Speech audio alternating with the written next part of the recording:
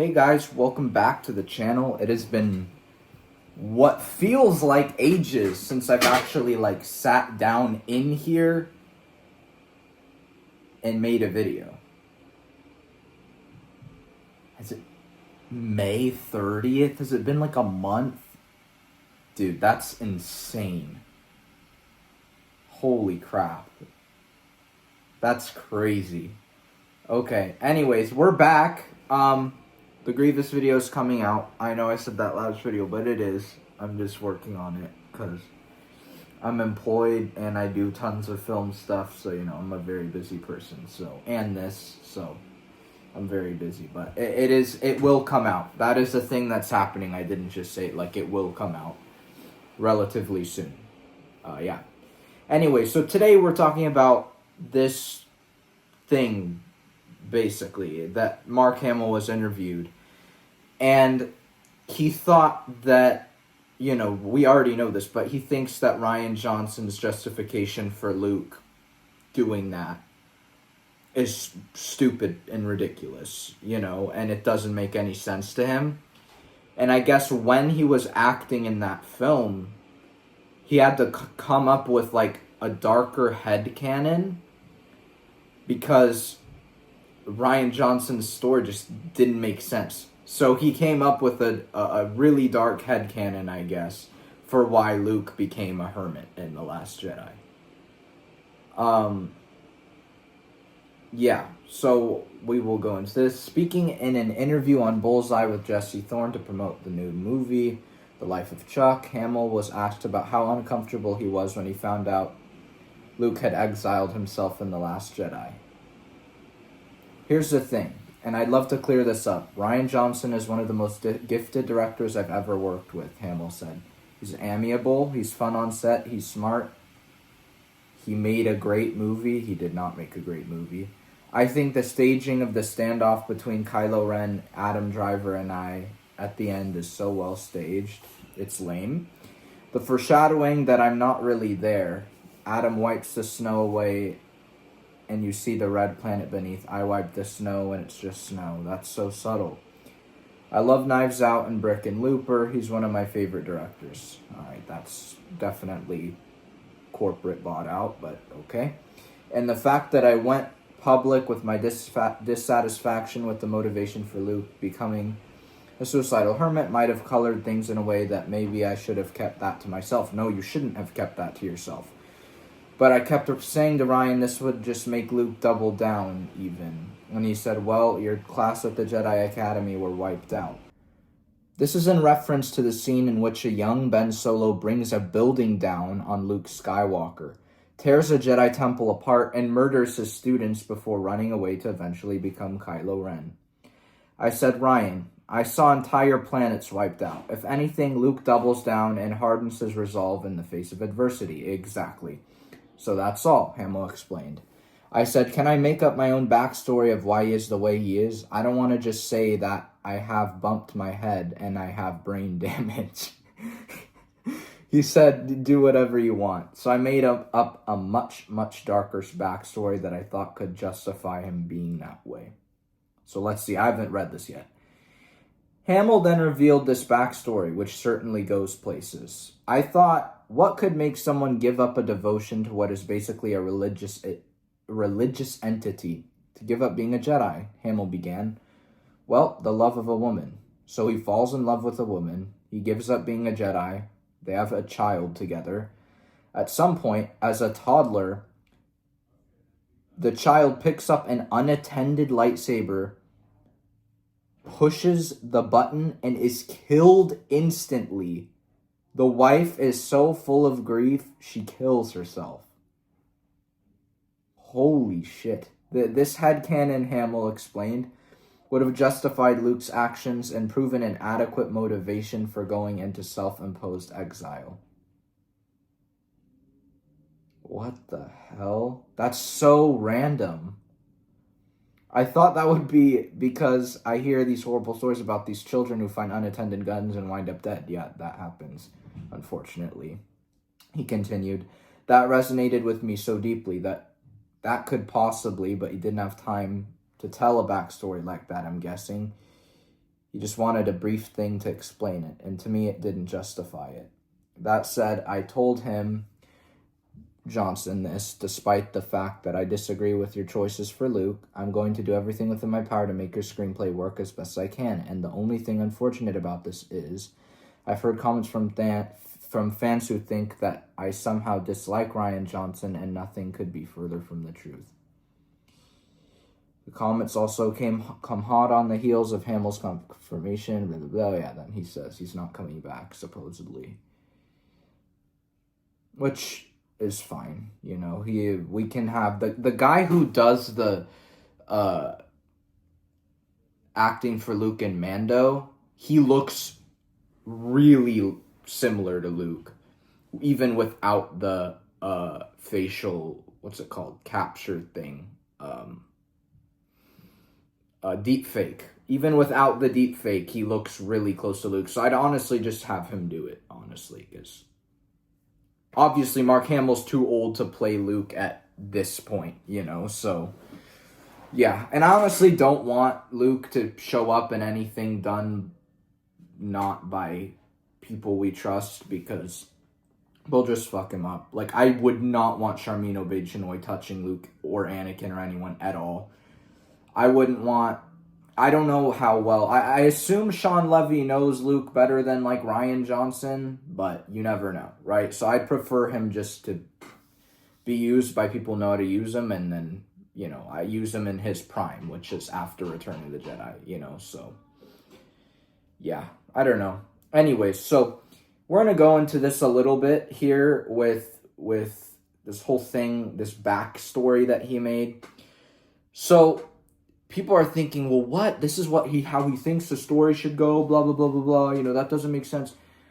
And no, that is not what he's saying here. So when you act, you have to put yourself in the moment in order to act. You are making yourself think a different way, you know, because you're acting as another person, as another character who thinks differently than you. So you have to come up with, like, scenarios or just get in moods or whatever that will make you that character, you know?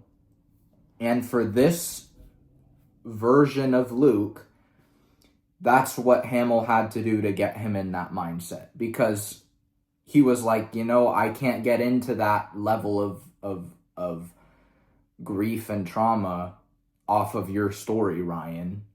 So that's basically, like, he had to come up with his own separate story because it just didn't make sense, you know. So this is what I'm saying by read between the lines, because, you know, he got tons of crap from Lucasfilm for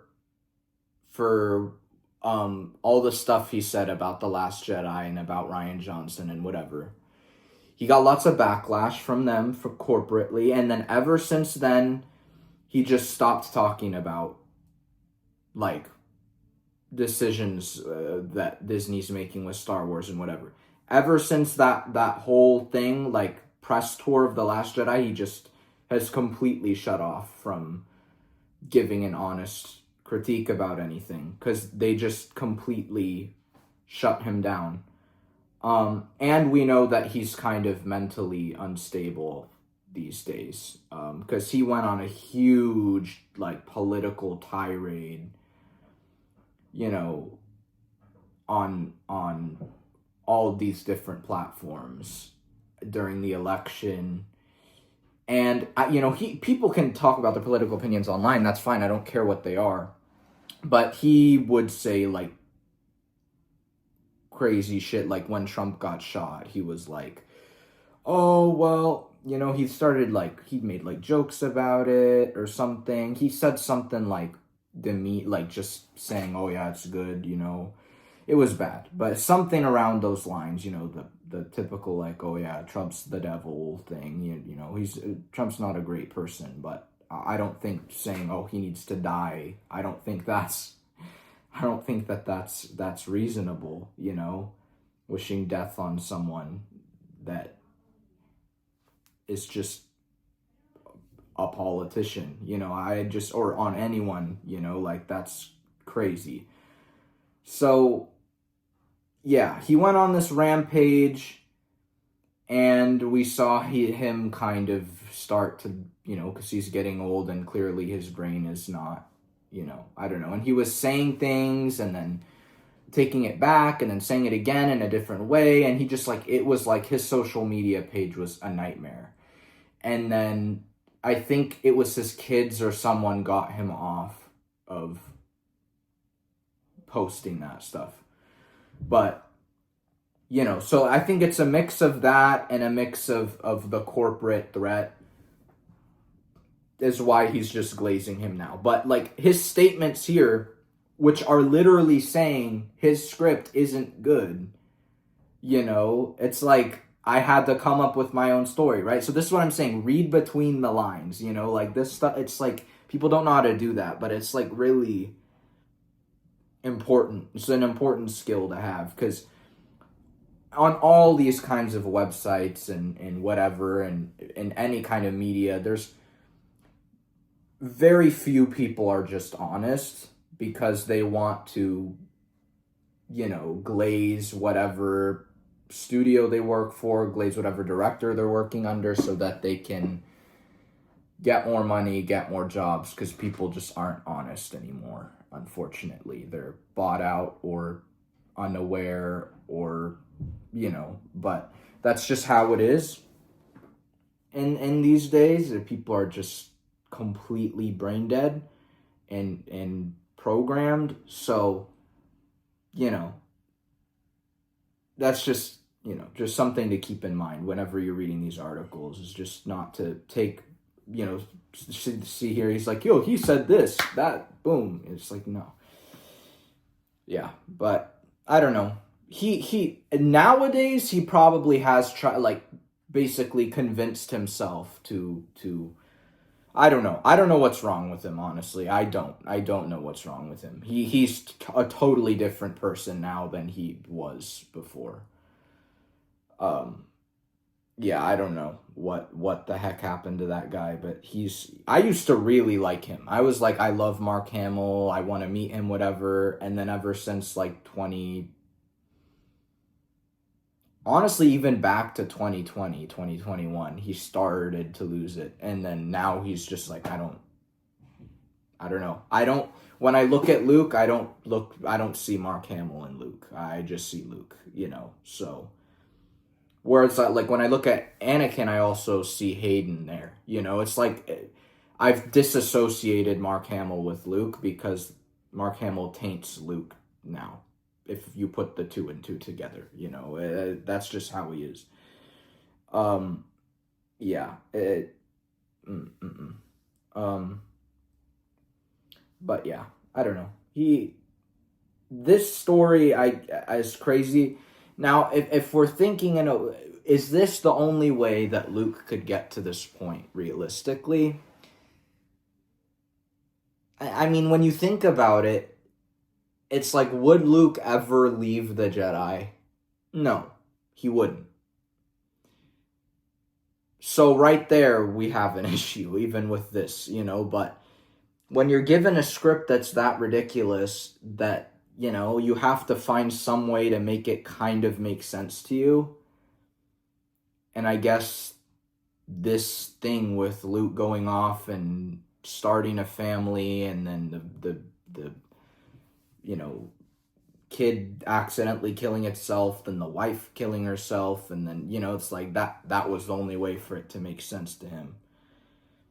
But yeah, honestly, that would be I'm sure there's some other way that I'm not thinking of, but at least to me, for Luke's mental state in The Last Jedi, I think this kind of headcanon makes sense. I mean, if you watch Luke in that movie, he is ready to die. He is just waiting for the day that he just falls over. That was partially what was so disturbing about that version of Luke, is he was just almost suicidal without saying it.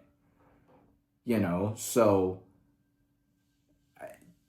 it makes sense of I guess when you connect Luke and Last Jedi in that, it lines up to me. you know, after someone goes through something like that, you know, I could see why their mental state could be there.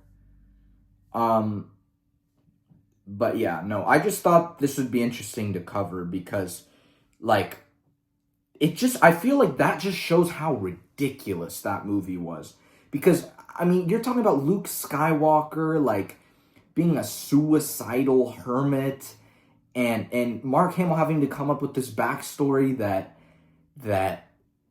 this just gruesome, dark, evil backstory with, like, all this suicide and death, and it's like, that's not Star Wars, dude. Like, that tells you alone, like, the fact that he's even having to come up with this just shows, like, what the hell? You know, when I first read that, I'm like, this is insane. Like, how is this what this guy comes up with? But how else are you going to be make Luke a suicidal hermit? Because that guy is not weak. Like, he can really push through everything, you know, but you really have to go low for Luke to be affected by something. And I guess, like, this was it to him. But yeah, Luke would never give up being a Jedi. Ever. You know, and he did have a wife and children in Legends with Mara. I'm gonna verify that he had children. I think he did. I just don't want to lie to you. Yeah, okay, thank God. Oh God. I just like double checking because I don't want to sound like an idiot. Like, oh yeah, but yeah, he did. He had a child named, what the fuck was his name? Ben Skywalker, I think. Yeah, something like that. But yeah. So he did fall in love with a woman. He did have a child. You know, but it's just like, you could see the politics even in his statement here. Like, this guy is, like, bought out times 1,000. Like, this guy is so bought out that, like, I don't know, dude. It's oh my God, yeah. Because I hear these stories, it's like, yeah, but why are you? I don't know. Maybe not. I don't know. It's just weird. I'm just thinking out loud. Yeah, I don't know. It's very disturbing, very weird. Like, an unattended lightsaber, like, that's crazy. So if you didn't know, there was a deleted scene in The Last Jedi where, I don't know if you've seen that part where, like, the Porg kind of taps on the lightsaber a little bit, and then the other Porg kind of looks down it. There was a deleted scene where that saber activated and chopped through the Porg's head. So that's what this is. But it's a baby with a brain. Just like, huh? Like, that's crazy, dude. I don't know. And, like, I don't know. It just doesn't, you know, to me, this makes zero sense. You know, I'm like, what are you talking about? But again, you have to think this was to get him in that mindset. So this is not like, oh yeah, this is what I would have done. This was like, I need to get into this mindset. So it's an acting thing. So, you know, don't take this as like, this is what Mark Hamill would have done. Like, no. That's not what he's saying here. What he's saying is he had to get himself into a very dark place, the darkest place possible for that character. And this, to him, was it, you know? So I understand, you know, having to come up with something like this for the way that character was shat on in that movie, you know, so I don't know.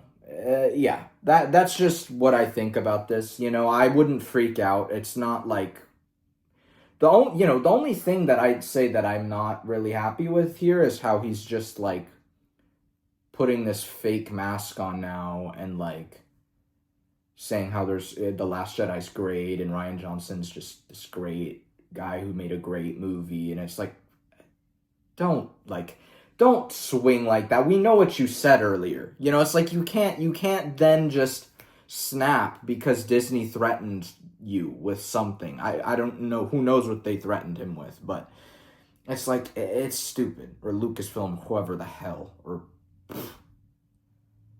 whoever owns Disney, you know, who knows how far this goes. Someone didn't like what he said. But yeah, you know, I could tell Mark Hamill's a very sensitive guy nowadays. So he probably is very easily swayed. So I'm sure it could even have been Ryan being like, that's not cool. And he's like, oh, I'm sorry. You know, I don't know. Yeah. Anyways, so that's really all. I just wanted to cover this because I know people are going to freak out about, I just know people are going to freak out about it. Like, guarantee you people are going to tweak. And I'm going to see videos like, oh my gosh, this is really what Mark Hamill thinks. It's like, no, bro. This is what you do to act in a role like that. Oh shit, Ryan Kinnell just did a video. Oh, sick. I'll have to watch that, see what he thinks about it. Yeah. Love Ryan Kinnell. I love all those guys. Ryan Kinnell, Nerdrotic, Geeks and Gamers, that whole crew. They're like my kind of group, my squad. So, yeah. Anyways, that is all. I hope you guys were interested by that at least. Leave a like, subscribe, and share, and I will see you in the next video. Till the next one, may the force be with you always. Goodbye.